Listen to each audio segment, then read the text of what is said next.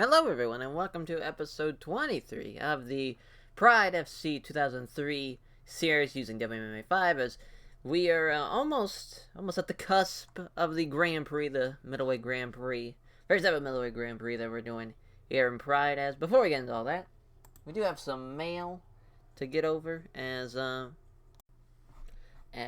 we go all the way to the bottom. It's not for some sad news. So, yes, I fucked up again with these, multi-advances. I've changed it.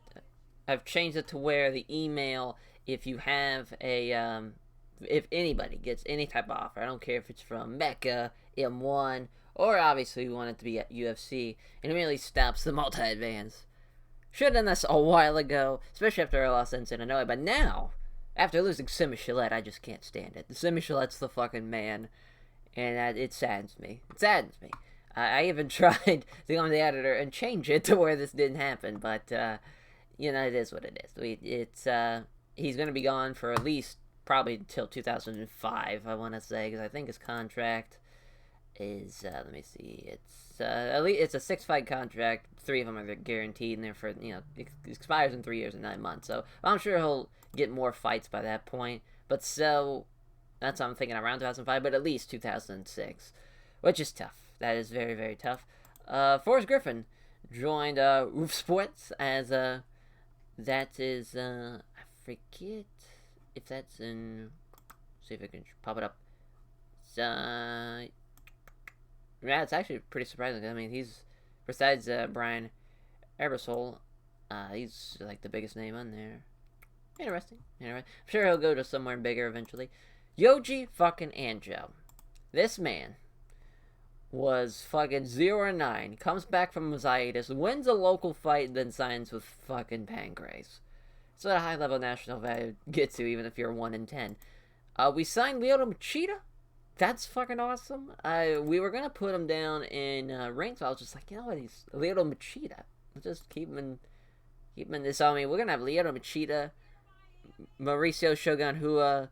We're gonna have Quentin Rampage Jackson, I mean, we got pretty much Vanderlei Silva. We got like every big name that would be like a middleweight and light heavyweight until like the next decade, even. Like, it's kind of crazy. As Frank Mir. Oh wait, we also Alexander Goes signed. Frank Mir left Minnesota Martial Arts Academy and joined Gracie Jiu-Jitsu Academy, which is actually a perfect fit for what Frank Mir does. Arlovsky recovered after breaking his wrist.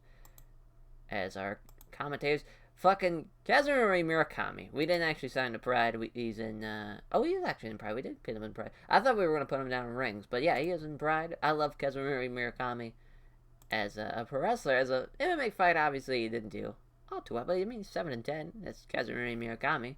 Could be worse. The commentator, Czech Conga, we signed. He's in Pride as well. Every time I think he used to be in rings, I think we put him in rings for one fight. Yeah, and he won. I was like, well, he's 4-2. He's 28 years old. He hasn't lost a fight since 2001. I mean, I've always liked Czech Conga, so that's just more of a personal thing. Signed Egan Inoue to an exclusive. Stephen Quattros, another commentator. Damien Mine joined Shoot the Box. Ronaldo Brawl quit. Was Valatude, which after falling out with Rodrigo, who does that's interesting. As Alistair Overeem extended his deal, we signed Alexei Olenek to an actual contract. So, kind of funny enough, he actually something happened to where I tried to sign him to he's just signed a standard contract with M1 and like canceled out all of our contracts with him, so he just had to re-sign him again. It was weird, but yeah, it's just a standard contract. So, this was Ronaldo Brawl. Broke his fingers during training. It was going to be him and Carlos Newton, of course, which that was replaced by his. We signed John Fitch and Matt Serra, who they're both in rings. No, Matt Serra's in Pride. Never mind. As I think, and then John Fitch. Okay, John Fitch is in rings, and then we extended Jeremy Horn. So I'll just select all, delete. Going on back to the man who is going to be taking on Carlos Newton is Merlio Ninja Rua. As Merlio, he's ducking Vanderlei Silva, so we're going to put him in this. So here he's going to take on Carlos Newton. That's going to be a pretty awesome fight, I think, as far as No, can't modify it. Never mind. I was gonna look and see what the odds are here, but you can't do it because the weigh-ins have already happened. But maybe we can click here. There we go. We can click here. Oh, it's a catchweight, so we don't even. Yeah, who cares? It's a catchweight. We can't even tell them. But yeah, I mean, 10-0, 10-5-1. It's gonna be pretty awesome. Those, middle. Well, Carl Soon's more of a welterweight, bump out of middleweight, but should be pretty fucking exciting, to say the least. So without further ado, let's just run the goddamn show here. It's Minoru Suzuki, Yasushi, Sakuraba. Fuck yeah. Sakuraba and Suzuki main event. As there's no prelims or anything like that, it's just the 8 match card you see is what you're gonna get. And so here we go. Sakuraba, Suzuki. Sakuraba's main event for the 4th time. Both teammates. Got a dojo. As Suzuki's won 4 of his last 5 fights by decision. Sakuraba's 11th in the middleweight division in Pride, which Suzuki is 24th. Sakuraba's won since April 2000. That is tough. He did take a hiatus after his big win. Or no, it's actually against his loss against Tom Erickson. They took on Vanderlei Silva. Lost there. They lost to Merlio in June. Of last year. So, I mean, he's only having like one fight a year, pretty much, besides the opening in 2000. But I think he's gonna be okay here. Sakuraba does have the Blurka set pick 7-0. Vitor Belfort, the Phenom versus Nate the Great Marcotte, as both fighters were world ranked light heavyweight division. As Belfort's 5th, Marcotte is 16th.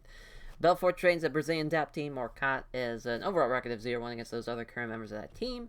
And Marcotte's won 3 of his last 5 by decision. And it's the first time they have fought. And they have the Blurka set pick 7-0.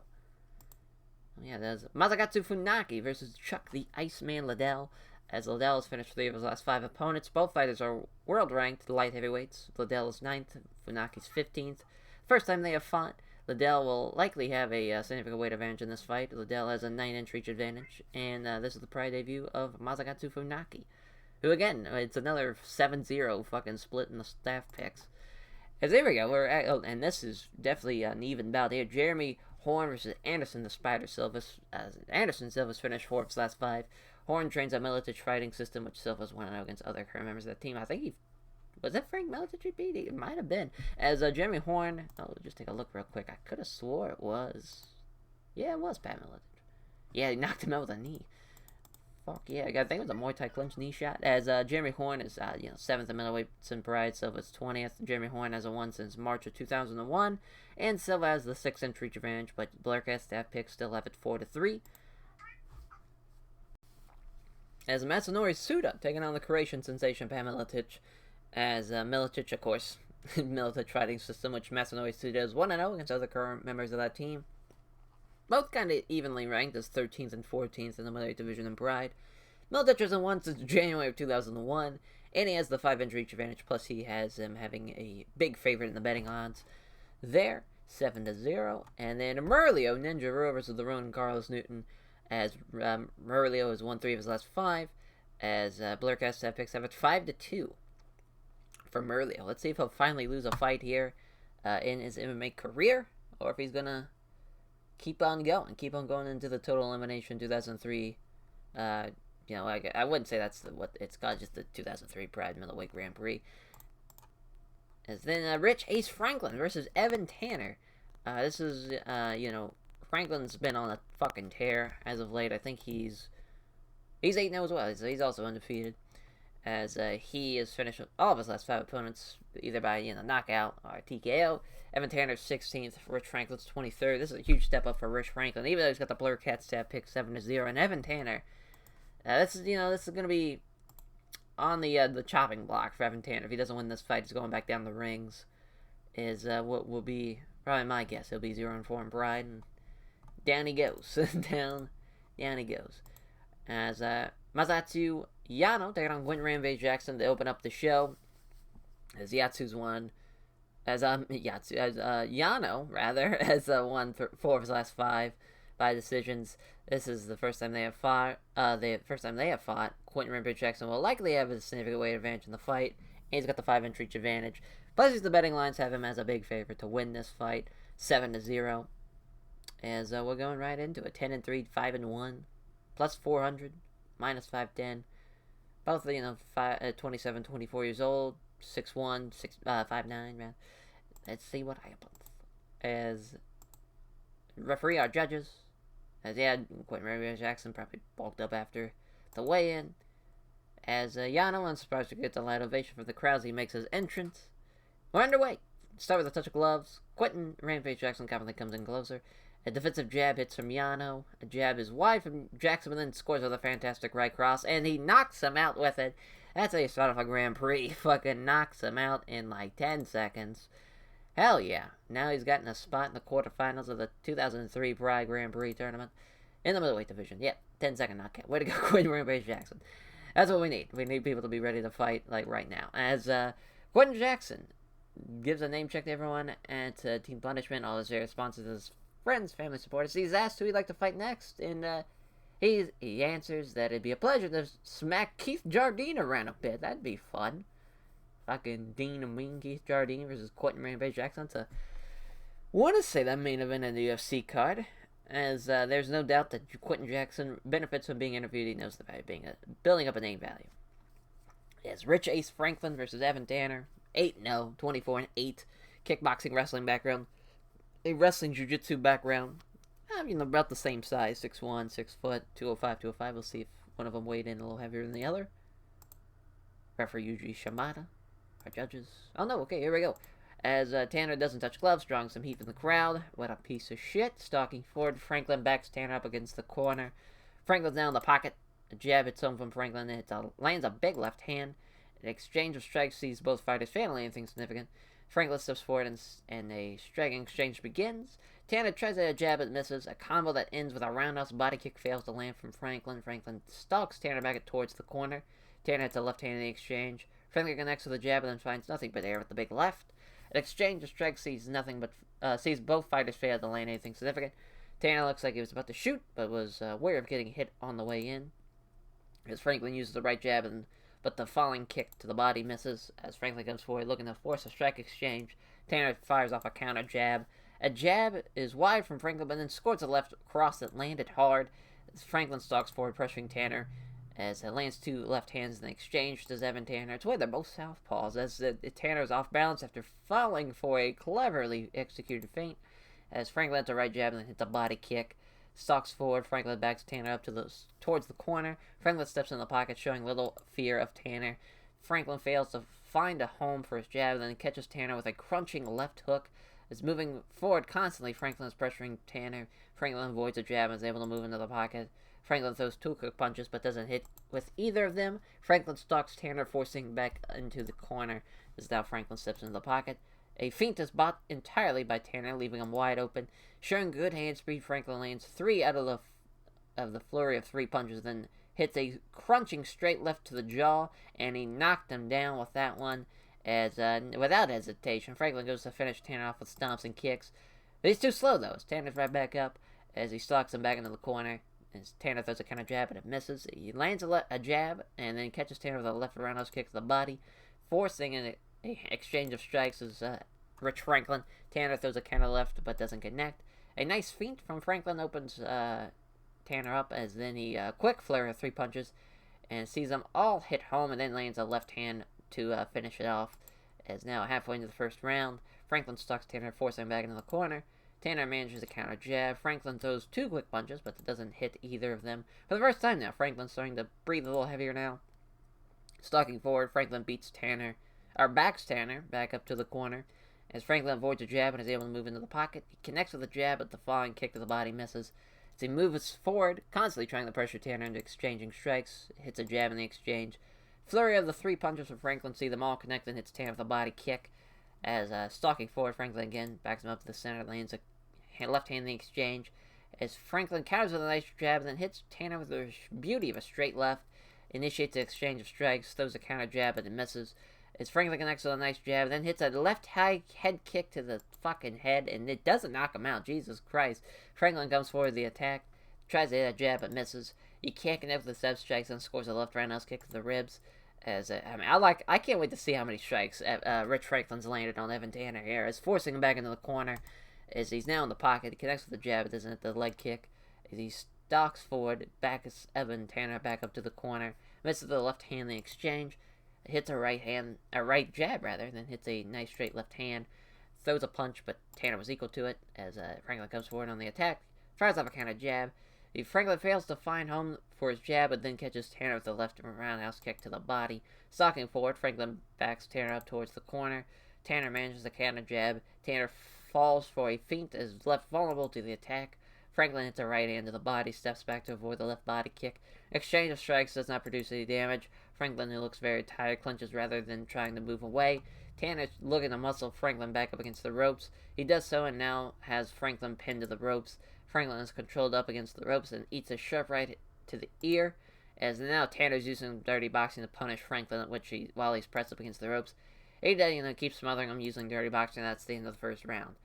Looking at the fight metrics. Wow, it seemed like there was a lot more strikes on Rich Franklin's part, but as a whole, 31-17, it's kind of close if you look at it that perspective, but when you have the knockdown and you have probably the damage done, it's all Rich Franklin.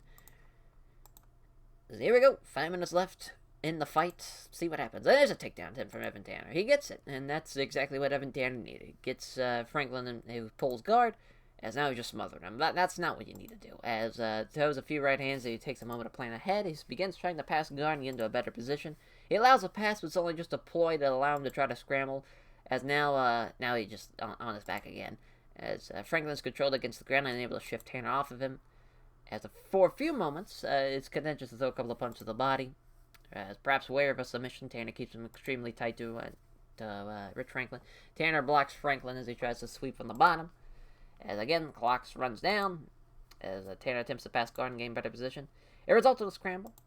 As Franklin's looking very tired out there. He somehow ends up on top of Tanner in the north-south position. Final minute left in the fight. Takes a short knee to the side of the head, does Evan Tanner. As momentarily moving sharply to the side, rather, Tanner takes the opportunity to try to scramble. As he grabs Franklin, shoves him against the ropes, and now he's just trying to smother him and scores a left to the side of the stomach. That's the end of the fight. Looking at the fight metrics, you'd have to give that round to Evan Tanner, but I don't think it's gonna matter. Maybe we'll get a split decision out of it. Okay, no, they all gave it to Franklin. That's good. That was a good win for Richard Franklin. Evan Tanner, sorry about your luck, bud. Going down to rings you go. Yes, now that is books a spot in the quarterfinal. That was Rich Ace Franklin. That was rated decent. Thanks everyone connected to the American Top Team for helping prepare for this fight, and the sponsors for supporting him financially. Rich Franklin says it was a tough fight and gives a show respect to Evan Tanner. Yeah, I can't believe Evan Tanner survived that, to be honest with you. As Merlio Ninja Rua versus the Ronin, Carlos Newton. What a fight this is going to be. Minus 110, plus 100. 10-5-1, 10-0 for Merlio Ninja Rua. As a 5'11", 185, 5'9", 185. As a Muay Thai Jiu-Jitsu background with the Dragon Ball Jiu-Jitsu for the Ronin, Carlos Newton. Referee Yuji Shimada staying out there. Our judges. Fight begins. Get up close, start wrestling for position. Rua aggressively gets the dominant position. Newton gets caught with a knee strike to the body as they grapple, trying to push Newton so that his back is up against the ropes now. He achieves it, pins Newton to the ropes, as Rua looks like he was going for a trip takedown. He gets it. Nice inside leg trip, and Newton is down. He has to pull half guard now. As Rua throws a few weak-looking punches as he decides on his next move. Fires a few punches, but they aren't thrown with any great force. Throws a few strikes, but they are without venom. As again, just throws a few right hands, and this time he's taking a moment to plan ahead. They're without venom. He just keeps on throwing these weak-looking punches. As now he's trying to pass guard and gain better position. As he passes the side control, but doesn't have the time to secure the position before Newton starts scrambling. Newton leaves a leg in as they scramble, and Rua immediately tries to grab it. Unable to get the leg, though, as Rua winds up on his back pulling guard. As that was a tactical mistake from Rua by going for the leg, and he just left himself in a bad position. So now he gets a sharp, short shoulder smash to the face of Merlio Ninja Rua by Carlos Newton.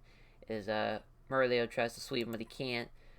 Another quick shoulder smash. Applies a double underhooks and keeps Newton from launching any more attacks. That's definitely smart. Halfway into the first round now. He lunges forward and slams his shoulder into Rua as he smothers Newton with a close control, stopping him from posturing up.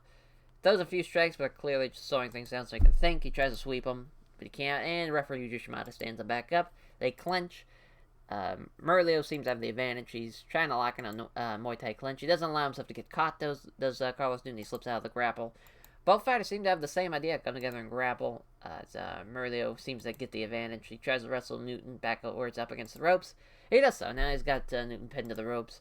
He's looking for that Muay Thai clinch. He's got it. And now Carlos Newton's got to get out of that very quickly. He does so. He wrestles free of the Muay Thai clinch after blocking the knee strike. There's another takedown attempt from Merlio Ninja Run, but he gets it blocked as Carlos Newton remains standing, hopping on the other foot as Hua drives Newton up against the ropes. Looking for the trip takedown. He gets it. So 2 for 3 on takedowns. As now Newton's got a pull guard. As now for the moment, Merlio just condensed with a couple of punches to the body. Tries to pin on Newton, but all the blows are completely dealt with again. Fails to really anything significant. Again, doesn't fails to land anything significant, and then that's the end of the round. You have to get something to Merlio. He's got the takedowns, he's got the strikes. Yeah, I mean, that's a bit of a snoozer. Hopefully the next round brings a little bit more action. I don't think so. They're pretty evenly, I wouldn't say evenly matched, but they have even styles, with jiu-jitsu styles. No one's really trying to stand and throw strikes or anything. So here we go. Last 5 minutes left in the fight, as right away we get a takedown attempt and he gets it. Single leg takedown. Newton has to pull guard. Now he's got to try to pass guard. Newton doesn't allows the pass, but it's just a ploy as he allows him to try to scramble. Scrambles to his feet, but who immediately drives him up against the ropes. And now he's looking for another takedown. He gets it. Another fucking takedown. As now he's just pounding away with right hands, but doesn't do much in the way of damage. He tries to sweep Hua, but doesn't get anywhere with it. Fires off a few punches. He catches his breath. Rear blocks Newton as he tries to sweep in the half guard from the bottom. He throws a few right hands to the body. Newton again tries to sweep, but he can't do it, as he keeps him guessing with a few quick strikes. Feels Newton prepare to scramble for the position and make sure it doesn't happen. Minute left in the fight. Who has thrown a few right hands. He takes a moment to plan ahead. He blocks Newton as he tries to transition to full guard. Referee Yuji Shimada stands him back up, but it's probably a little too late. They start to wrestle. Hua seems to have the advantage, and that's the end of the fight. Unanimous decision. Merlio Ninja 11-0 now. There you go. Going on to the quarterfinals. We go as 10-5-1, or 10-6-1 rather, for Carlos Newton. That was rated average. He gives a name check to everyone at Suda Box, all his various sponsors, his friends, family, supporters. Merlio Hua says that it was a tough fight and gives a show of respect to Carlos Newton. As now Masanori Suda versus the Croatian sensation, Pat Milotic, 22-9, 26-5-2. Another kind of evenly placed fight. Obviously, the Shudo Box style. Well, not really the Shudo Box, but the Shudo style of Masanori Suda. The wrestling boxing background from Pat Milotic. Betting lines -450 +350. So not as, even as I'd liked it to be, but it's kind of close. Close-ish, as the referee Yuji Shimada staying back out there, back-to-back fights now he's refereeing. So that's the opening bell. They touch gloves. Milotic lands a left hand and scores with the right cross. He lands a left jab and misses the big right hand. As Suda appeared to be going to try to get in close, but Milotic took the initiative first. He throws a 1-2, but Suda was equal to it. They exchange a few strikes, but nothing significant lands. As Milotic is moving confidently, getting closer, looking to throw some strikes. He fails to find home as jab, but then hits Suda with a straight right. Suda aggressively moves in and grapples with Milotic. Clenched with Milotic, Suda tries to take him down as he stops the takedown attempt and uses his wrestling to take control of the grapple, trying to push Suda so that his back is up against the ropes. He doesn't manage it though, so Suda defended it well as Milotic is looking to muscle Suda back up against the ropes. He ends up back against the ropes. Now he's got him as ropes trapping Suda. Milotic tries to go down low and just double leg sweep him. He does so. He gets the big takedown, double leg takedown, and he is left on top of a turtle up Suda as Suda scrambles. Milotic is up first and quickly grabs Suda and pushes him back up against the ropes. Suda waits for Milotic to lift a leg to attempt a foot stomp and quickly turns to him, creating enough space to escape from the ropes. That was a good grab by Masanori Suda. Those are a 2-punch combo, but Suda avoids both of them as Suda backing off hits a weak left hand. Milotic hits a left jab and hits Suda with a straight right. Two fighters engage with strikes, but neither lands anything significant. As halfway into the first round now, there's a takedown attempt. As Suda sprawls brilliantly, not only preventing the takedown, but pushing Milotic onto his hands and knees. Watch out for the knee strike, but he just pounds away on them. Landing several good shots in the process, though, as now he's struggling to deal with them. This is not good for Pat Milotic. He takes a short knee to the side of the head, another knee to the head. Now he tries to drive his knee into the head, but Milotic scooted backwards quickly and is able to stand back up. Thought Pat Milotic was going to be in a lot of trouble there, as Milotic can't hit the setup strikes and catches Suda with a right hook. He gets in close, does Matsunori Suda and clinch with Pat Milotic. He tries to take him down, doesn't get the takedown. Milotic blocked it. Now he's got control of the grapple. He hits a big knee strike to the body during the grapple. Now he's trying to muscle him back up against the ropes. He does so. Looking for another double leg takedown. He gets it, and now he's got side control as he keeps him guessing with a few quick strikes rather. As Milotic blocks Suda as he tries to transition to guard. He throws a few weak-looking punches as he decides on his next move. He blocks an attempt to pull guard, fires away with right hands, but Suda doesn't take much damage. As now he's trying to pull guard, but he doesn't get anywhere with it, and that's the end of the first round. As we'll go back to the fight metrics real quick. I'd have to give that to Pat Milotic. The strikes are really close. It's 20 to fucking. Milotic has the advantage. He's got the takedown advantages. It just makes sense. We'll see what happens in the second round. As 5 minutes left in the fight, get up close, they start wrestling. Manages to aggressively get control of the clinch, and now he's looking to muscle Suda backwards up against the ropes. He does so, and Suda's now pinned to the ropes, looking for the trip takedown. He doesn't get it though, so Suda blocks it. So now Milotic, I believe, is 2 for 4 on takedowns. As now looking for another takedown. He's got a leg. As Suda's hopping on one foot, he sweeps the leg, and gets side control. As Milotic punches down at Suda, but they are easily taking on the gloves. Trying to look on a Kimura. Doesn't allow it though. Does Matsunori Suda. Tries to transition to guard, but he can't manage it. As Milotic punches down on Suda, but they are easily taking on the gloves. Blocks any attempt to pull guard. Does a few weak-looking punches as he decides his next move. Milotic blocks Suda as he tries to transition to guard. Does a few strikes, but they're without venom. Blocks the tip to pull guard. We move into the final 60 seconds of this round. End of the fight. He throws a few weak-looking punches as he decides his next move. Suda tries to pull guard on Milotic, but doesn't go anywhere with the attempt. As referee Yuji Shimada again stands him up with like 20 seconds left.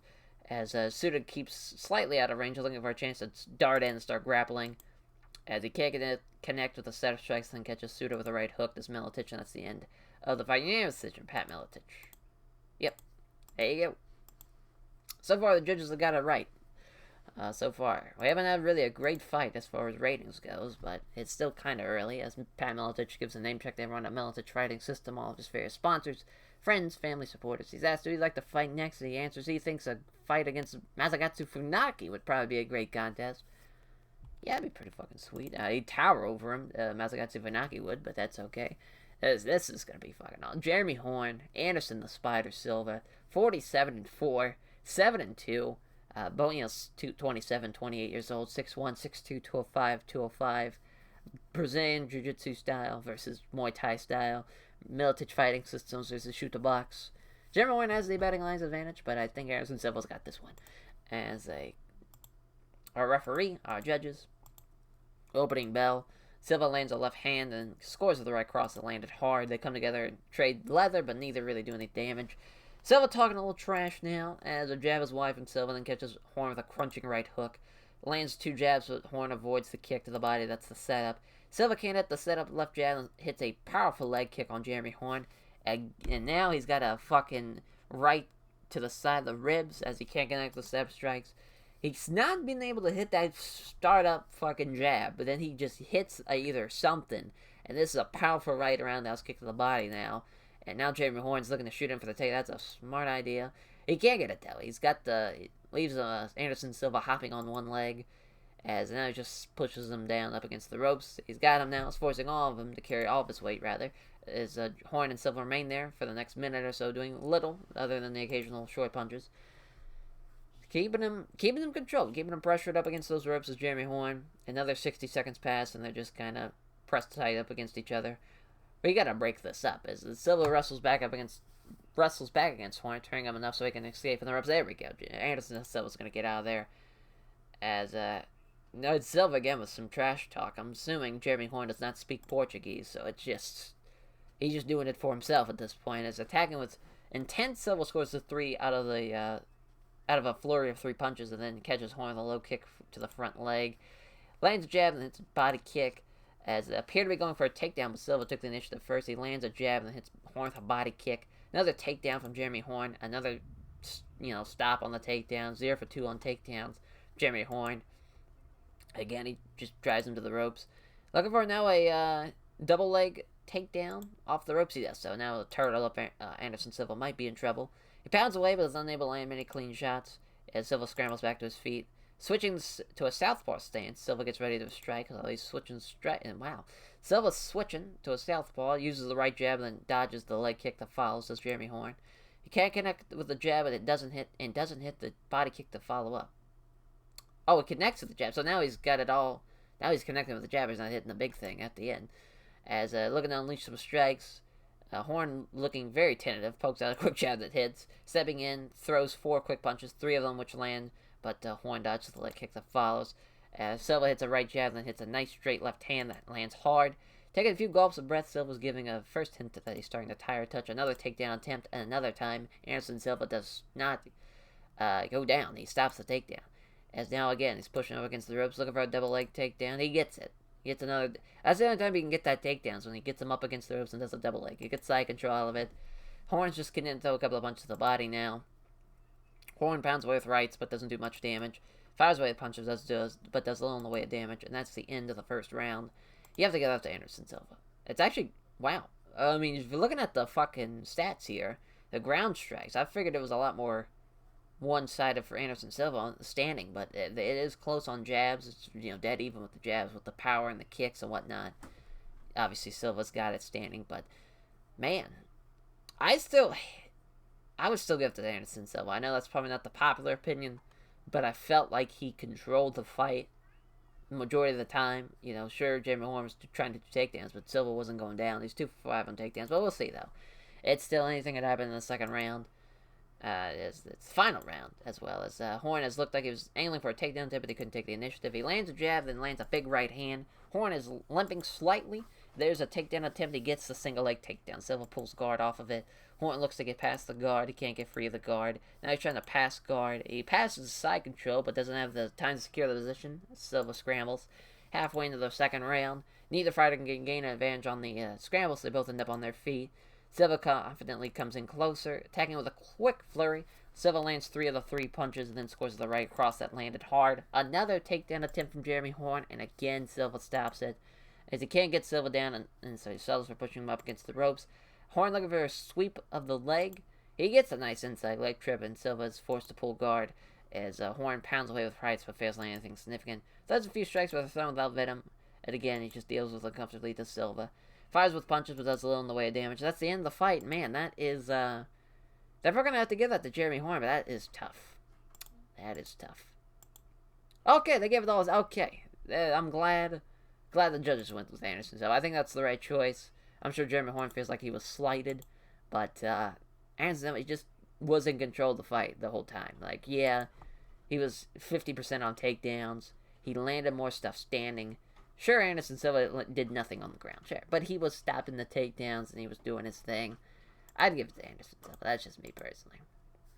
As he gives a name check to everyone at Shoot the Box, all his various sponsors, his friends, family, supporters, showing respect to Anderson Silva, praises Horn for his skill and toughness. As here we go, Masakatsu Funaki, Chuck Liddell, the Iceman, Chuck Liddell. This is going to be a lot of fun. Sure, it's minus 880 and plus 700. Obviously, Chuck Liddell, the huge favorite. That's just fun. This is just fun to see Masakatsu Funaki fight Chuck Liddell. As our referee, our judges, as although they weighed in the same, it's noticeable that Liddell looks in a lot heavier than his opponent is now. As they start with a touch of gloves, he throws a quick punch but doesn't hit it. Seizing the opportunity, Funaki clinches.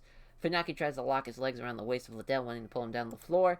The attempt is unsuccessful as Liddell blocks it and takes control of the grapple, trying to muscle Funaki up against the ropes. He does so. Now Funaki stuck it with his back to the ropes. Liddell smothers Funaki against the ropes and then hits a knee strike to the ribs. He catches Funaki with a knee strike to the ribs from the clinch while he is pressed up against the ropes as Liddell smothers Funaki against the ropes, then scores a left to the side of the stomach. He's aiming to get Funaki into a Muay Thai clinch. He manages it and now controls Funaki by the back of the head. From the clinch, Funaki gets caught with a massive knee to the chest. Liddell tries a knee strike, but Funaki blocks and wrestles his way out of the Muay Thai clinch.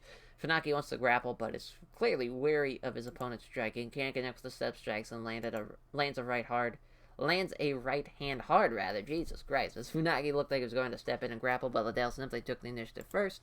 He can't hit a setup left jab and then catches Funaki with a right hook. Liddell throws a punch, but Funaki was equal to it. He can't hit a setup left jab and lands a right hand. Confidently moves in closer, looking to throw some strikes. He fails to find a home for his jab and then catches Funaki with a right hook. Then a crunching right hook this time as a right cross lands hard. Fucking Masagatsu Funaki's been getting just fucked up here with so many, hard right hands or right hooks. It just keeps on trucking as Liddell confidently moves in closer, looking to throw some strikes. Liddell lands, as a jab lands from Liddell, rather, but Funaki avoids the low kick. That was the setup. Funaki hits a tentative left hand. Another right cross that lands hard. Halfway into the first round, Funaki wants to grapple, but is clearly wary of his opponent's striking. He can't hit the step left jab and hits a nice straight right hand that lands hard. As now Liddell slowing just a little as he's starting to get into the gas tank. Comes in, looking to strike. Can't connect with the step, strikes and lands a big right hand. Comes in, looking for the strike. Doesn't trouble his opponent with a combination ending with a body kick. And here's a vicious right cross. This time he knocks him down. He fucking finally got the knockdown. As Liddell notices the golden opportunity, quickly pounces down on Funaki, looking to finish him off with some raining down punches. He does. Fires away with punches. Funaki's taking powerful shot after powerful shot. The referee's got to stop it, and he does so. Saves Funaki from taking any more shots. TKO win for Chuck Liddell. No surprise there, as it was rated decent. Chuck Liddell thanks everyone connected to the pit for helping him prepare for this fight, and the sponsors for supporting him financially. So that's who he'd like to fight next, and he answers that Vitor Belfort would be someone he'd like to fight up against next. As there's no doubt that Chuck Liddell benefits from being interviewed. He knows that the value of building a name value. Jesus Christ. As co-main event, there we go. Speaking of Vitor Belfort, Vitor the Phenom Belfort versus Nate the Great Marcotte. What a fight this will be. 10-4, 12-3, 24-25, 6'1", 6 foot. I'm sure someone's probably going to weigh a little bit bigger than 205. We'll see, though. Brazilian Jiu-Jitsu boxing background from Vitor Belfort. Mixed martial arts background of Nate Marcotte. Plus 210, minus 270. As, although they weighed in the same, here we go. Belfort's a lot heavier now. As round one begins, exchange of blows comes and goes. Either fighter really landing anything significant. Both fighters step in to strike. Marcotte connects with the left hand as Belfort lands a powerful left hook, and he's wobbling. Marcotte is wobbling and falls down from the knockdown, and now he's quickly pouncing on Marcotte, looking to finish him off with some punches. He fires away, and Marcotte is clearly hurt by a couple of nasty-looking punches. From the looks of it, Belfort may have hurt his own hand.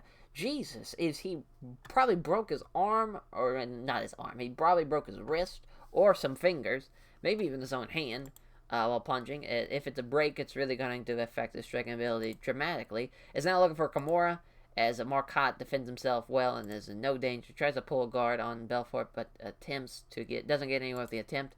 Throws a few left hands, but is clearly trying to catch his breath. Fires a few punches, he catches his breath. He tries to pull guard on Belfort, but doesn't get anywhere with the attempt as Marcotte, as he pounds away, but is unable to inflict much damage on Marcotte. He blocks the attempt to pull guard.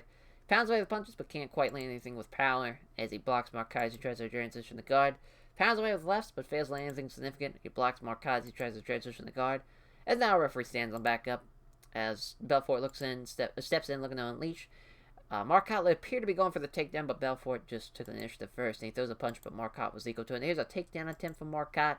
It almost stops the takedown, but is left hopping on one leg as Marcotte holds the other. As now he's just going to push him up against the ropes, looking for a trip takedown. He gets the outside leg trip, and now he's got side control.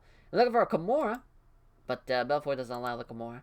As now he blocks Belfort as he tries to transition. He hits a knee strike to the ribs. As now he's trying to get an arm triangle, but Belfort defends himself well, blocks the attempt to full guard. Looking to get the mount, as he rolls to the side to try and escape, but the mount only succeeds in giving up his back. Instead, now looking for the rear naked choke. Belfort stops the choke as he stops Marcotte from getting his arm underneath the chin. Tries to roll, but doesn't budge Marcotte. Looking for another rear naked choke, and again, Belfort fights it off. And he blocks the attempt to roll off his back. Does Marcotte another rear naked choke, and again, Belfort blocks it. 13 seconds. Can he survive this round? He does so. What a fucking performance from Nate Marcotte. He gets gets shot with the fucking thing with a right hand. Gets wobbly, and then he goes down. Belfort starts pounding away. Belfort probably either broke something in his hand while doing the TKO, trying to get the TKO win. He survives it, then takes his back at one point and tries to get a submission win with a rear naked choke, but Belfort fights it off. Great first round. Great fucking first round. 5 minutes left in the fight. Let's see what happens. A punch from Belfort fails to land. Marcotte moves in fast and clinches with Belfort. Using his wrestling skills, Marcotte's trying to push Belfort up against the ropes. Marcotte achieves it, pinning Belfort to the ropes, and now he's trying to take him down. He does so. He gets the takedown and gets side control out of it.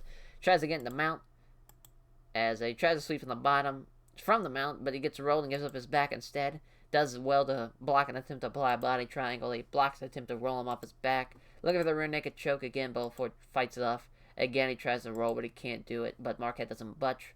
Rather, as Marcotte fires away with punches, but does little in the way of damage. Tries to roll, but doesn't budge Marcotte. Looking for the rear naked choke, and again, he stops the rear naked choke. Does Vitor Belfort. He tries to move Marcotte off his back, but he can't. He's looking exhausted at this point. Looking very tight out there from fighting to survive. As our referee stands back up with 55 seconds left in the fight. Belfort throws a punch, but Marcotte avoids it, initiates exchange of strikes. Marcotte hits 2 left counter hands as Belfort throws a quick 1-2, but doesn't land either blow. As Marcotte aggressively comes forward, willing to get hit, so they can risk, even if that's risk of getting hit in the grapple. Throws a punch, but Marcotte was equal to it. He grabs Belfort in the clinch, and that's the end of the fight. Unanimous decision. I'm going to give that to Nate Marcotte. What a performance. Yep. Way to go, Nate Marcotte. That was crazy. What a win. As, yeah, it was kind of a slow second round. That was all Nate Marcotte to probably rate it decent. As Nate Marcotte thanks everyone connected to AMC Penguin as for helping him prepare for this fight, and the sponsors for supporting financially. Asked who he wants to fight next, he says that he'll fight whoever they put in front of him, but he thinks Chuck Liddell would be a particularly good contest. That would be a lot of fun. That might just happen, too, depending on how this bracket goes. This is the main event. Nora Suzuki. Kazushi Sakuraba, the Gracie Hunter, 10-4-1 in 1-no contest. Minoru Suzuki's 30-18. Catch wrestling backgrounds. Minus 1,020. Very one-sided on the betting odds, but it's Minoru Suzuki and Sakuraba. But this would be a lot of fun. As winner of this obviously goes on the quarterfinals. Referee Yuji Shimada is a referee our judges as Suzuki gets a good reaction. He's fighting in front of his home crowd. Round 1 begins. Sakuraba shoots into the takedown right out of the way. But Suzuki sprawled it and blocks it and manages to push Sakuraba down on his hands and knees. As he gets up sharply, sensing that Suzuki was preparing to throw a vicious knee to the knee strike to the head. As Sakuraba again shoots for the takedown. This time Suzuki can't stop it. He has to pull guard. Throws a few left hands to the body. Tries to pass guard. He passes guard, but he can't secure the side control. Suzuki starts to scramble as it leaves him turtled up Suzuki as he's facing Sakuraba.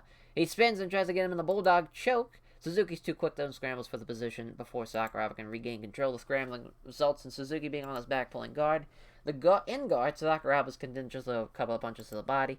Sakuraba's starts trying to work to get past the guard. Advancing in this position, he passes the half guard. He may have been passed, but Suzuki's making Sakuraba work very hard on the ground for positioning. As he tries to pass the half guard, he does so accidentally, getting side control. As he tries to get in the mount, he takes it back instead as Suzuki rolled over and get mounted. As now he does well so he can block the attempt at the body triangle. As Sakuraba blocks Suzuki as he tries to roll over. He can't get the body triangle, does Sakuraba. Suzuki's trying to get Sakuraba off his back. It's successful, too. Sakuraba loses the back control, and both fighters scramble back to their feet. Minoru Suzuki's fighting his fucking ass off. As there's another takedown attempt from Sakuraba, and he can't get past the sprawl. Suzuki gets pushed down on his hands and knees instead. Sakuraba gets up sharply, sensing that Suzuki was prepared to throw another vicious knee strike to the head. Both fighters want to get in close, so they get into the clinch. As the Sakuraba manages to aggressively get a good position in the clinch. Sakuraba has gotten underhooks in and is looking to take Suzuki to the ground. As Suzuki cannot stop by being lifted up and blasted with a Greco-Roman slam. He's left under side control, as now looking for an arm triangle as Sakuraba. As Suzuki doesn't allow the arm triangle to be applied, though, as looking for another arm triangle again, and this time, again, it gets stopped by Suzuki. As Sakuraba throws a few left hands to the body, throws a few strikes, but they aren't thrown without any venom.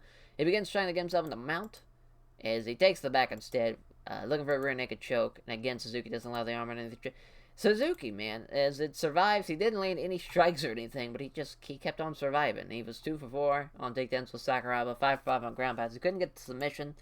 Obviously, you have to give that to Sakuraba, as Suzuki did nothing but just survive. But fire fucks to him for surviving into the second round. So here we go, 5 minutes left in the fight, as right away, shoots him in the takedown, he gets it. It's a single leg, Suzuki's left pulling guard, he attempts to pass guard, he passes half guard, throws a few left hands, but is mainly trying to catch his breath, starts trying to work to get out of the half guard and into better positioning.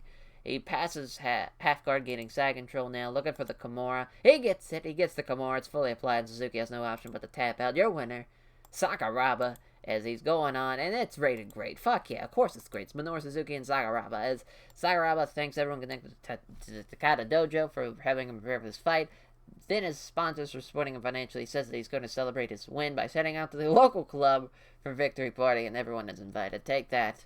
He's taking the fucking Yakuza, and he's going to celebrate, and he's going to get some fucking Kobe steaks and enjoy himself, as he knows how to use these interviews to sell himself. As I've rated 73 critical rating. That's not bad at all. As our commercial rating was an 89. It was okay. I'm happy that the main event was rated so high, and everything increased in our pop and whatnot. Fight of the night and submission of the night was for Sakuraba and K. The night was Quentin Rampage Jackson, 10-second knockout punch to start off the Grand Prix. It's a hell of a way to start it off. So we get $6 million as UFC 55 card happened. I'm just gonna skip it all. Yeah, we'll just, no big deal there. Thank you all for watching the first round of the Grand Prix. As hopefully everybody can fight at I believe it's the fucking, God damn it, why do I forget the card? It's not yeah,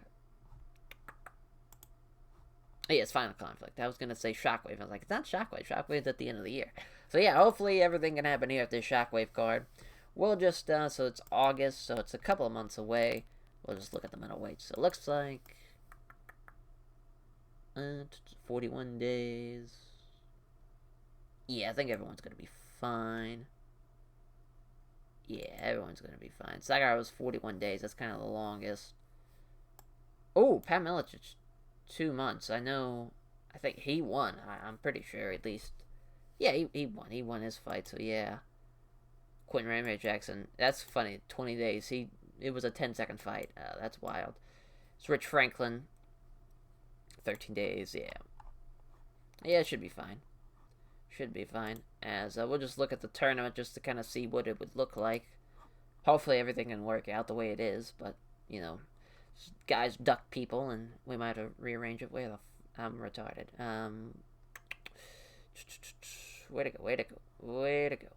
I could have swore it was tournament. There we go. My God. As Nate Marcotte, Chuck Liddell, awesome. Anderson Silva, Murray Arua, awesome. Rich Franklin, Quentin Rampage Jackson, awesome. Pat Milotic and Sakuraba. That'll be fun. So yeah, this is gonna be an awesome fucking quarterfinals.